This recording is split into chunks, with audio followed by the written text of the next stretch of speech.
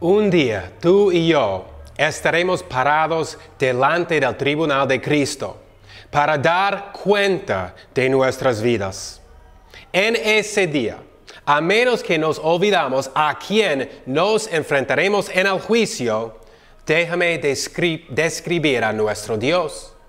Dios es amor, porque de tal manera amó Dios al mundo que ha dado a su Hijo unigénito, para que todo aquel que en él cree no se pierda, mas tenga vida eterna.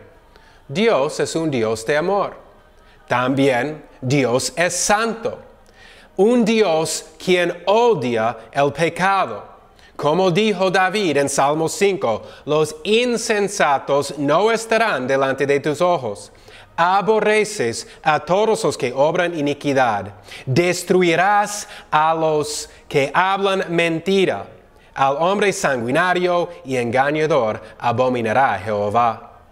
Él es un Dios terrible, a quien nosotros deberíamos temer. Y no se olvide que dijo Jacob en la presencia de Dios. Él es un Dios terrible, un Dios para temer. Escucha a las palabras de Jacob cuando le vio en Betel. Ciertamente Jehová está en este lugar y yo no lo sabía. Y tuvo miedo y dijo, cuán terrible es este lugar. Esto no es otra cosa sino casa de Dios y puerta del cielo. Estas palabras describen la manera que nosotros deberíamos sentir en la presencia de Dios. Jacob tuvo miedo, diciendo que Dios es terrible y temible, y algún día tú te pararás allá. La pregunta es, ¿estás listo? Cuando piensas en Dios como un Dios de amor, tienes razón, pero no enfatices esta perfección sobre sus otras perfecciones. Tenemos evidencia concreta de cómo reaccionaron los hombres en la Biblia en la presencia de Dios. ¿Se acuerda Isaías? Isaías tuvo una visión de Dios, alto y sublime, sentado sobre su trono, rodeado por los santos ángeles dando voces, Santo, Santo, Santo, Jehová de los ejércitos, toda la tierra está llena de su gloria. Y ellos volaban con dos alas, y con dos alas cubrían sus rostros, con dos alas cubrían sus pies. Ellos, ángeles sin pecado, los santos ángeles ni podían mirar a Dios en toda su gloria y santidad. Y después vino Isaías, un pecador. Y Isaías dijo, ¡ay de mí que soy muerto! Esta era la reacción de este profeta en la presencia de Jehová.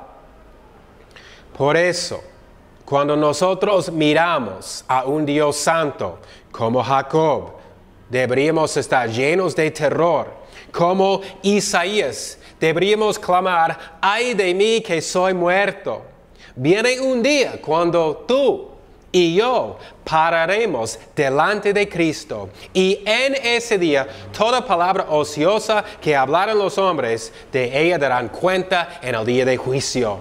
Este es un tiempo para temer, pero que no nos olvidemos que la esperanza confiable de nuestra salvación reposa en la seguridad que Dios no entrará en el juicio final contra sus hijos, sino, como dijo Juan Calvino, enterrará en olvido gracioso los pecados que merecen muertes innumerables. En ese día, los creyentes aparecerán delante del Tribunal de Cristo y sufrirán algunos lo que puede ser una pérdida de galardones. La Escritura no dice mucho acerca de este día y este evento, pero lo que sabemos es que Cristo va a juzgar a todos los creyentes. Y entiende esto, que hay consecuencias graves para la manera que nosotros estamos viviendo nuestras vidas. Ahora es un tiempo para reflexionar cómo estamos sirviendo a Jesucristo. El término Tribunal de Cristo aparece 2 veces en la Escritura. En Romanos capítulo 14, versículo 10, Pablo dice, todos compareceremos ante el Tribunal de Cristo. El apóstol está escribiendo a los creyentes. El texto es claro que todos van a aparecer delante de Él. No hay excepciones. Tú estarás allá, yo estaré ahí, parados delante de Cristo para dar una respuesta. Pablo dice la misma cosa a los corintios que dijo a los romanos. En su segunda epístola, capítulo 5, versículo 10, dice, porque es menester que todos nosotros comparezcamos ante el tribunal de Cristo. El Salvador juzgará a todos sus hijos. Juicio aquí no tiene nada que ver con la salvación. La palabra tribunal en el griego es bema. Y un bema refleja el conocimiento de Pablo sobre los Juegos Olímpicos. Porque un bema era una plataforma elevada en que se sentaba el juez de los Juegos. Y si un competidor hizo algo para quebrar una ley, el juez le descalificó. Si otro competidor ganó la competencia, el juez le dio un galardón, le recompensó. Pablo tiene esto en su mente cuando utiliza esta palabra. En una manera semejante, Jesús va a hacer lo mismo con sus hijos. En 1 de Corintios, capítulo 4, versículo 5, dice que el tribunal de Cristo ocurrirá cuando el Señor venga. En 2 de Timoteo 4:8 también dice que Jesús repartirá los galardones cuando venga. El tribunal de Cristo pasará en aquel día, dice el apóstol Pablo. Aquel día es el rapto, del cual el apóstol Pablo habla en 1 de Tesalonicenses capítulo 4, versículos 16, 17 y en antes. Jesús va a descender del cielo. La iglesia va a estar arrebatada para reunir con Cristo en el aire. Y después es el fin del mundo y el tribunal de Cristo. Cada hijo de Dios se va a parar delante de Él.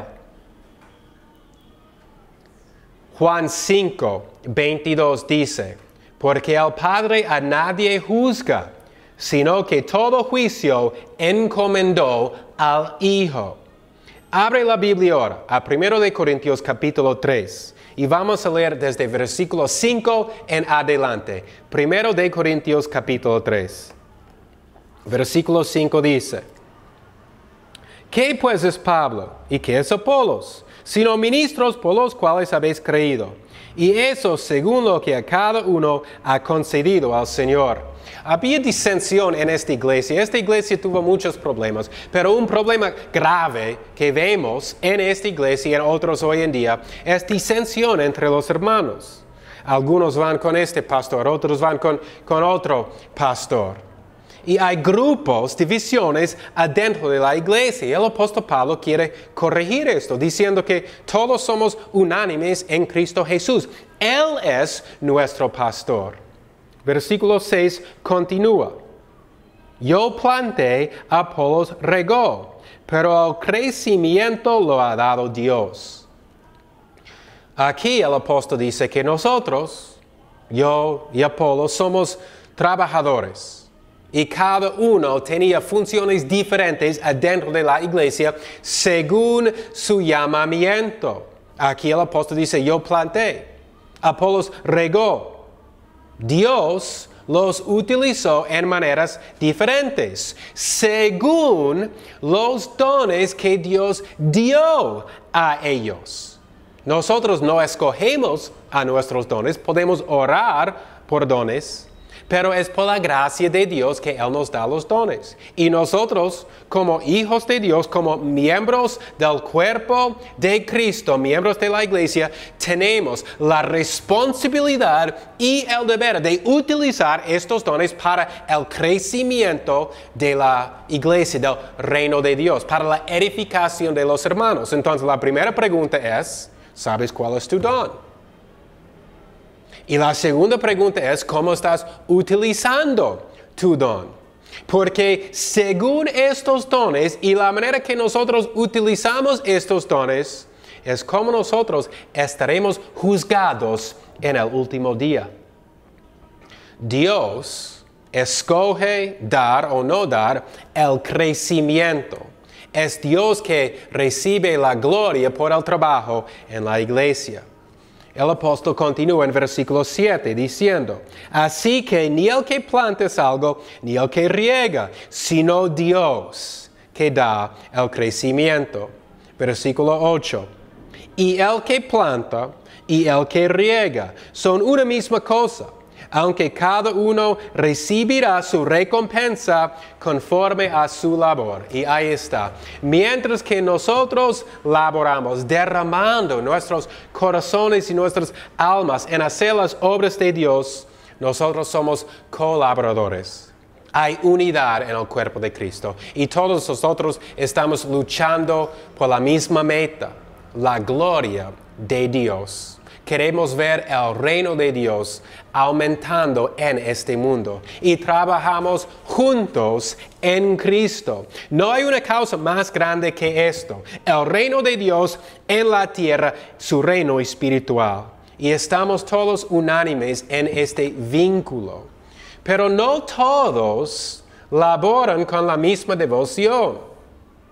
No todos ofrecen sus vidas en servicio a Jesús. No todos presentan sus cuerpos como sacrificio vivo a Dios. No todos se niegan a sí mismos y toman su cruz. Y el resultado de esto es lo que dice al final del versículo 8. Son recompensas diferentes. La cosa importante de saber aquí es que esta vida es temporal. Esta vida desaparecerá en un abrir y cerrar del ojo. Aun si viviéramos 90 años. ¿Qué es 90 años? En comparación a millones y millones de años. ¿Qué es 90 años en comparación a la eternidad? Un tiempo sin fin. Si nosotros queremos recibir coronas y gloria y recompensas en aquel día, nosotros tenemos que entregar todas nuestras vidas, almas, corazones, fuerzas al servicio de Jesús en este mundo. Redime el tiempo porque los días son malos.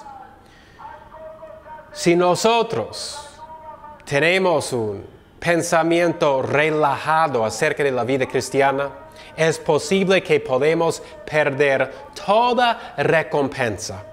Versículo 9 dice, porque nosotros, colaboradores somos de Dios, y vosotros sois labranza de Dios, edificio de Dios. Conforme a la gracia de Dios que me es dada, yo como perito arquitecto puse el fundamento, y otro edifica encima, pero cada uno mire cómo sobre edifica. Esta es la manera que el apóstol Pablo, dice aquí, se convirtió en un perito arquitecto, un experto en construir edificios. Él tuvo todo conocimiento y sabiduría necesario para cumplir su deber. Y esta es la manera que lo consiguió. Aquí dice, conforme a la gracia de Dios que me es dada.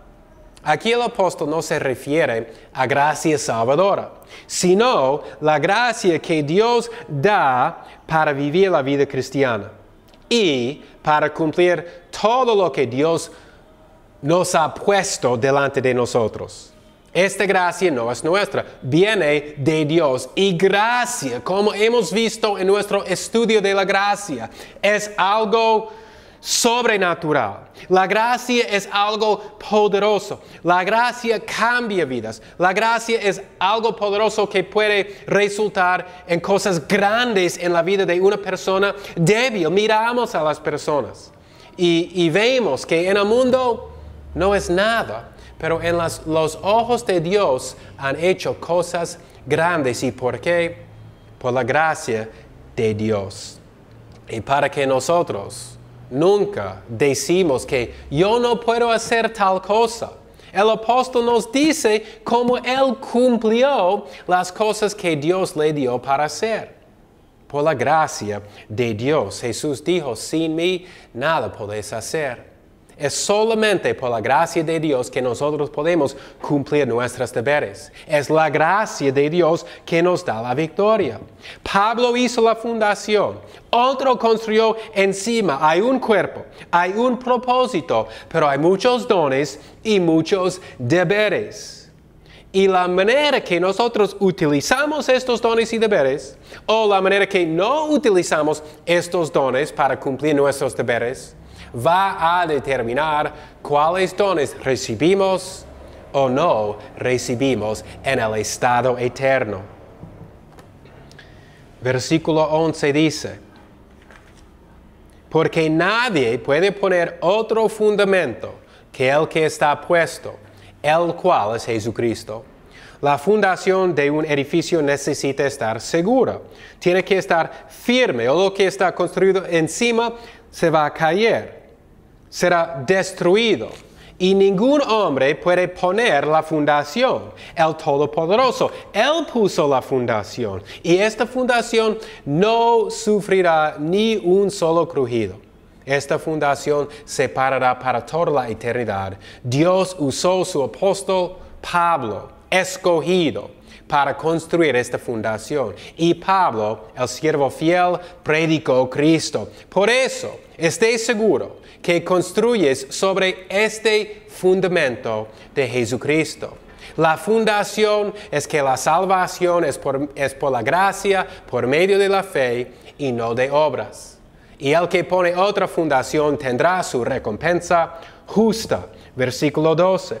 Y si alguno edificare sobre este fundamento oro, plata, piedras preciosas, madera, heno o hojarasca, vemos aquí que hay dos maneras para construir sobre esta fundación. La primera categoría, oro, plata, piedras preciosas. Y la segunda categoría, madera, heno o hojarasca. El anterior es de un precio alto, es duradero. El posterior no tiene valor y perece. Pero primero, ¿qué significa construir? Estas son las cosas con que estamos construyendo, pero ¿qué significa para construir? Significa la manera que tú vives tu vida. Se refiere a la manera que tú utilizas los dones espirituales que Dios te ha dado. Cómo perseveras en la vida cristiana. Y qué haces para el Señor o qué no haces. Oro, un metal caro. Plata, la cubierta que tapó edificios en ese tiempo. Y piedras preciosas, diamantes y los otros que son joyas de mucho precio. Estos en comparación a madera de valor no comparable. Heno, la hierba que comen los animales, y hojarasca, lo que se queda de la planta después de separar la mazorca. Versículo 13 continúa. La obra de cada uno se hará manifiesta, porque al día la declarará, porque por el fuego será revelada. Y la obra de cada uno cual sea, el fuego la probará. Tu trabajo, sea bien o sea mal, estará abierto para que todos lo vean. Será evidente cómo has vivido tu vida. Será manifiesto. Dios abrirá tu trabajo, tu vida, para que todos lo ven. Y no hay cómo evitar este juicio. En ese día, llamas de fuego probarán tu vida, tu trabajo. Y ese fuego examinará cómo has vivido. Si has vivido una vida impía, egoísta, será revelada. Cuando tus obras se acercan a la llama de fuego, van a desaparecer. Si es de madera, heno o hojarasca, quemará más y más hasta que ya no hay nada. Todo se ha quemado. Versículo 14 dice, si permaneciere la obra de alguno que sobreedificó, recibirá recompensa. La obra, lo que nosotros hemos hecho. Si hemos hecho esto con motivos buenos, si hemos hecho esto la manera que Dios quiere, según su voluntad, vamos a recibir una recompensa. Esto es el oro, esta es la plata, estos son los diamantes, las piedras preciosas de cual habla. Son nuestras obras. Y son obras, sí son obras, de cual Dios está de acuerdo, vamos a recibir, aquí dice, una recompensa. Aquí está hablando acerca del tribunal de Cristo en aquel día cuando estamos delante de Jesús. En el fuego el oro está purificado, así serán nuestras obras. Pero en el fuego la madera se quema y perece. Ya no hay nada más de esa madera. Versículo 15 dice, si la obra de alguno fuere quemada, sufrirá pérdida, si bien él mismo será salvo, aunque así como por fuego. Esto es importante. Aquí vemos que está hablando acerca de cristianos. Aquí vemos que está hablando acerca del juicio de las personas en la mano derecha de Jesús, las ovejas y no los cabritos en la mano izquierda. Este es el juicio al fin del mundo, cuando Jesús regresa con los santos ángeles en el aire, en las nubes, para cobrar venganza contra sus enemigos y para dar la salvación a sus hijos. Y aquí dice, sufrirá pérdida. En el griego es una sola palabra, es un verbo pasivo, cual significa que alguien va a hacer esto a nosotros. Esta palabra en el Nuevo Testamento significa sufrir daño o pérdida, confiscar, sufrir injuria. La pregunta entonces es, ¿qué será perdido? Recompensas serán perdidas. Lo que podía durar por toda la eternidad va a desaparecer, será quemado. Y no habrá una segunda oportunidad para vivir tu vida. El creyente pierde la satisfacción de tener estas recompensas en el estado eterno. El versículo es claro que el apóstol Pablo está hablando acerca de cristianos porque dice que serán salvos. Entonces, ¿es posible que habrá posiciones distintas en el estado eterno? Yo creo que es obvio. Algunos estarán más cerca al trono de Dios, otros más lejos. Algunos estarán elevados a posiciones más altas en el estado eterno y otros a posiciones más bajas. ¿Y cuál determina esto? La manera que nosotros vivimos nuestras vidas ahora, hoy día, en este mundo. Las obras que no son para el servicio de Cristo se van a quemar y no vamos a recibir ninguna recompensa. Un ejemplo bueno de esto es un mayorcito, un rico, vive en su mansión y dentro de esta mansión tiene todos sus tesoros terrenales. Arte, cuadros en las paredes, tienes las estatuas en su hogar. Y una mañana se levanta y huele humo y abre sus ojos y ve que toda su casa está siendo consumida en llamas. Y él abre la ventana y mira abajo y la gente está allá congregada y dicen, salta, salta. Y este hombre rico salta de la ventana, se salva. Tiene su vida.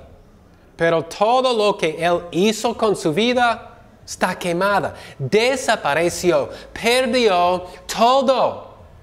Es un ejemplo del Tribunal de Cristo.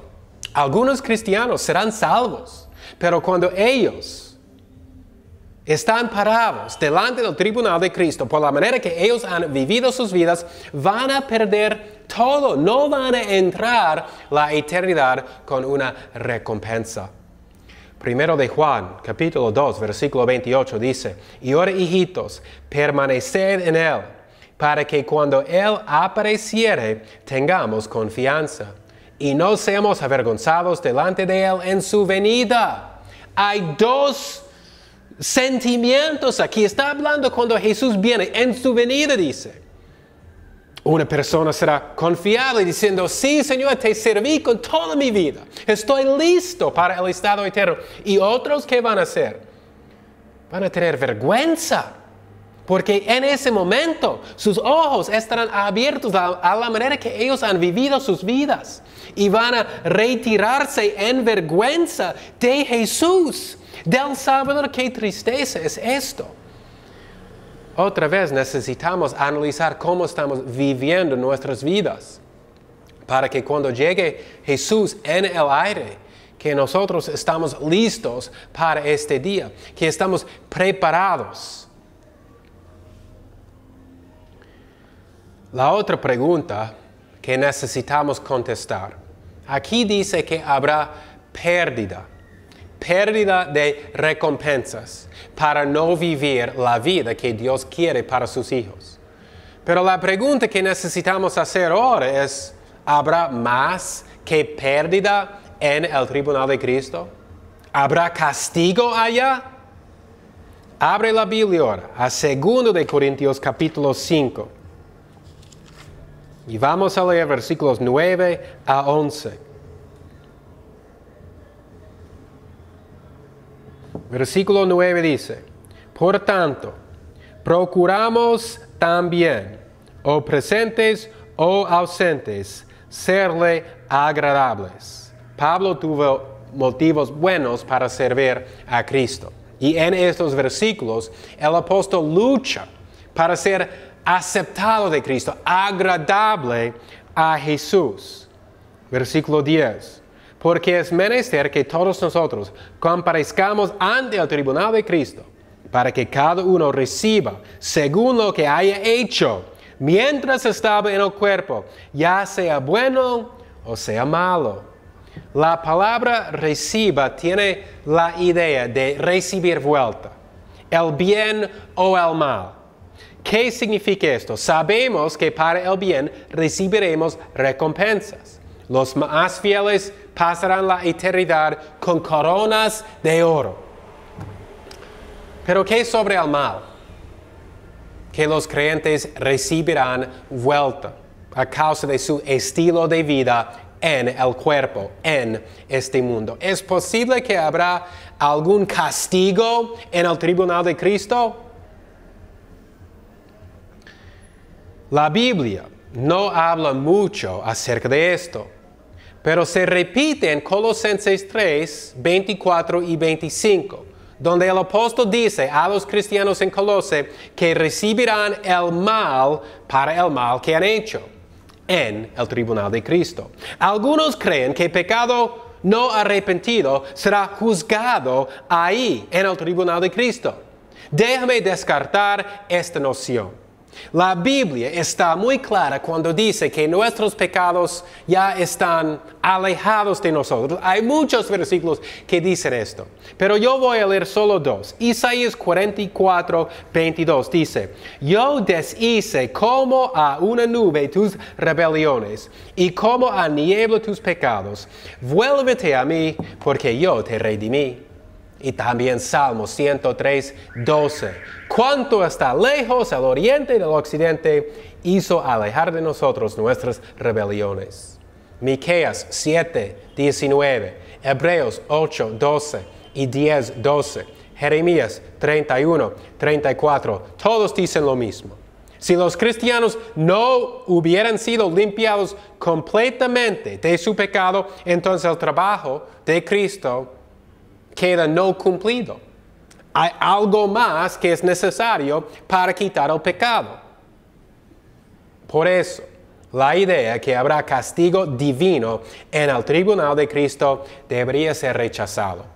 La Escritura no enseña que Dios pasará por alto el pecado. Hay consecuencias graves en este mundo por el pecado. Piensa en el rey David, lo que pasó a él. Dios mató a su hijo. Dios hizo eso.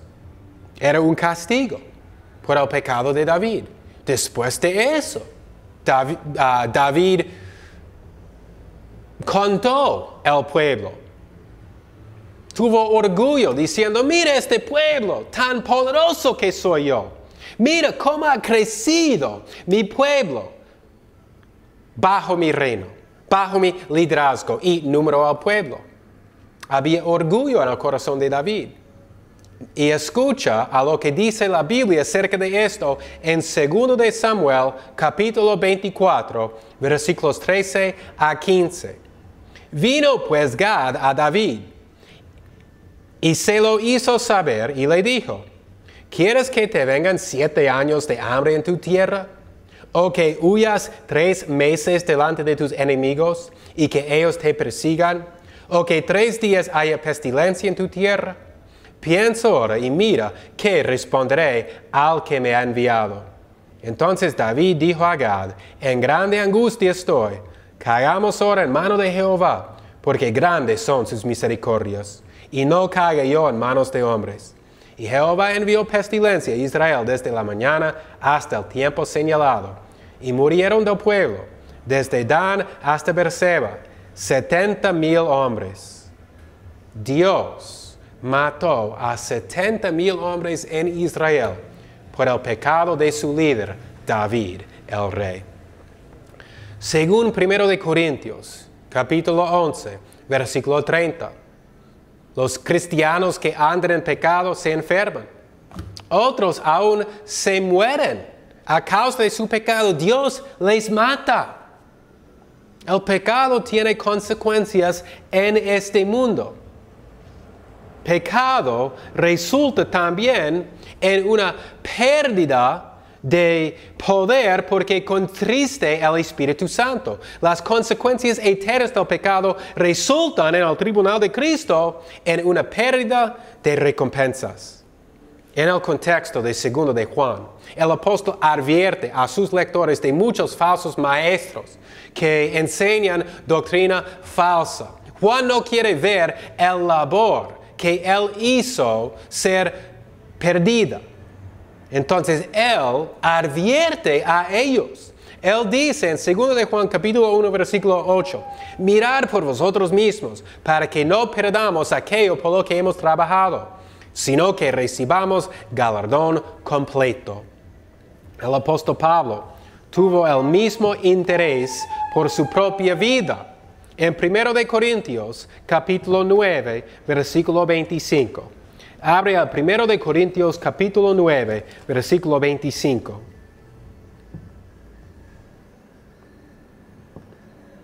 Y aquí la Biblia dice, y todo aquel que lucha, de todo se abstiene, y ellos a la verdad para recibir una corona corruptible, pero nosotros una incorruptible. Así que yo de esta manera corro, no como a la aventura, de esta manera peleo, no como quien golpea el aire, sino que sujeto mi cuerpo y lo pongo en servidumbre, no sea que habiendo predicado a otros, yo mismo venga a ser reprobado. El apóstol Pablo aquí está hablando sobre recompensas, otra vez de los juegos, y está hablando acerca de una corona. La palabra en el griego es stephanos, lo que se refiere a una corona. Para ellos una corona de las hojas de laurel. Una corona, el apóstol dice aquí, corruptible. Y ellos luchaban muy duro. Como dice aquí, abstuvieron de muchas cosas para ganar esta corona corruptible. Pero el apóstol dice que nosotros estamos luchando para una corona diferente. Una corona incorruptible. Una corona que nosotros vamos a tener para toda la eternidad. Pablo aquí habla sobre la vida cristiana como si estuviera una carrera. Y la idea de luchar para ganar la carrera, cual resulta en obtener esta corona. Hay una recompensa para vivir una vida de fidelidad a nuestro Señor Jesucristo. Pablo vigilaba para no fracasar y escribió en versículo 27, sino que sujeto mi cuerpo y lo pongo en servidumbre, no sea que habiendo predicado a otros, yo mismo venga a ser reprobado. Esta palabra reprobado no está hablando aquí acerca de perder la salvación. La palabra significa descalificado o sin valor. Pablo no descartó la posibilidad de tropezar.